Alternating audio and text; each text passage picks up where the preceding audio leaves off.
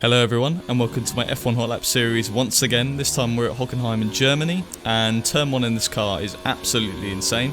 Tiniest of lifts, all the curb you can take on the inside, don't get a penalty. So hard to do that corner, I can't explain how hard it is.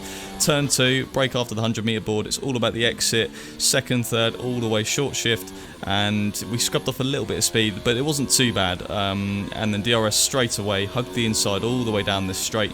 Leave the brake bias at 55% and just focus on the 100 metre board. You're braking at the 100 metre board. Flick it into fourth and then wait till the apex to flick it into first. We sacrificed the apex there just to get a good exit. I braked a little bit too late, so there is more time on the table throughout that corner.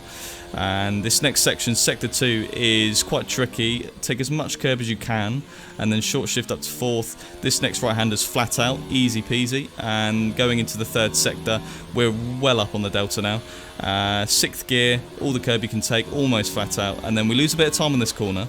We go in a bit too hot and then get on the power a bit too early, and on the exit we lost about a tenth of a second, which is really annoying. This final section, flick it into fourth, run out wide, and then just use the momentum you have to just plant it on the final corner and then run to the line. So we didn't really lose any time in that final section, but not a perfect lap by any stretch of the imagination. I'd say there's a 0.7 on the cards there if you get it right. So the setup is 3.7 on the wings, 50.63 on the diff, locks really well on that hairpin, 2.7, 1.2, 0.7, 0.32 on the suspension geometry. Suspension 135, 11, 1.3, 1.3 on the ride height I found was really stable under braking, 85, 55 on the brakes, and then 23.4, 21.1 on the tyres. So that is the lap. As I say, I think a 0.7 is possible.